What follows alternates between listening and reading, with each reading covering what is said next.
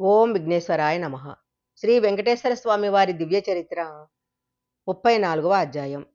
విష్ణుమూర్తి, శివుడు, కుమారస్వామి, శక్తి వంటి వివిధ దేవతా రూపాల్లో ఎవరిది అన్న ప్రశ్నపైన వేర్వేరు సంప్రదాయాలకు చెందిన భక్తులు వివిధ అభిప్రాయాలు ఏర్పరచుకున్నారు.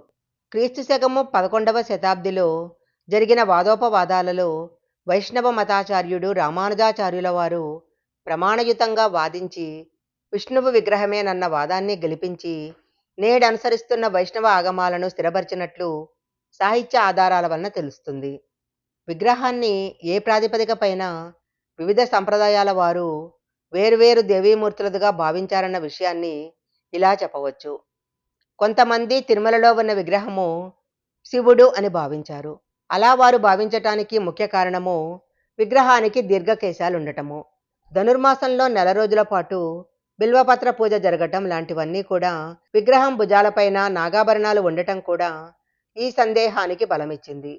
ఈ పర్వతం పైన శివుడు తపస్సు చేసినట్లు పురాణాలు చెప్తూ ఉండటం కూడా ఒక కారణము. వామన పురాణంలో కుమారస్వామి రాక్షసవధ అనంతరము బ్రహ్మహత్యా పాతకాన్ని పోగొట్టుకోవటానికి తిరుమలలో తపస్సు చేసినట్లు ప్రస్తావించబడింది. పవిత్రమైన కొలనులో స్నానమాచరించి పునీతం చేసినట్లు ఉంది. తిరుమలలోని మూల విరాట్టుగా కుమారస్వామే నిలిచారన్న వాదన చాలా బలంగా వినిపించబడింది. తిరుమలలో వెంకటేశ్వర స్వామి ఆలయం పక్కనే ఉన్న స్వామి పుష్కరిణి అనే పుణ్యతీర్థంలోని స్వామి అన్న పదం ఏర్పడేందుకు స్వామి పదంతో ప్రసిద్ధుడైన సుబ్రహ్మణ్యేశ్వర స్వామి పేరుతోనే ఏర్పడిందని కొంతమంది భావించారు. విగ్రహానికి ఉన్న జుటాజుటాలు, నాగాభరణాలు కుమారస్వామికి కూడా ఉంటాయని ప్రసిద్ధి. తిరుమల మూల విరాట్టును శక్తి రూపంగా కూడా భావించారు.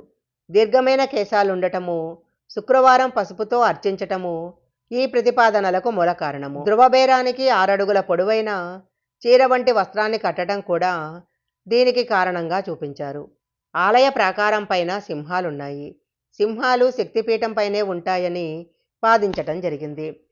విష్ణుమూర్తి నాభిలో కమలం ఉండి ఆ కమలం నుంచి బ్రహ్మ జన్మించాడని పురాణాలు చెప్తున్నాయి.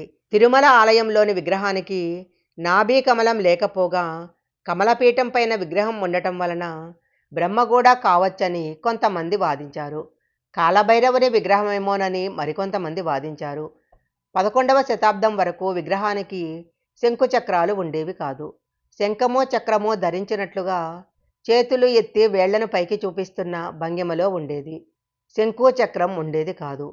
విష్ణుమూర్తి విగ్రహమే అయి ఉంటే శంకుచక్రాలు ఉండేవి కదా అన్న వాదన జరిగింది. ధ్రువబేరానికి వందల సంవత్సరాలుగా వైకానస ఆగమ పద్ధతులలోనే విష్ణుమూర్తి రూపం అనే భావనతో ఆరాధనలు జరుగుతున్న శైవులు శాక్తేయులలో వైష్ణవమూర్తి కాదనే నమ్మకం బలపడి 10వ శతాబ్ది నాటికి గందరగోళం నెలకొల్పబడింది.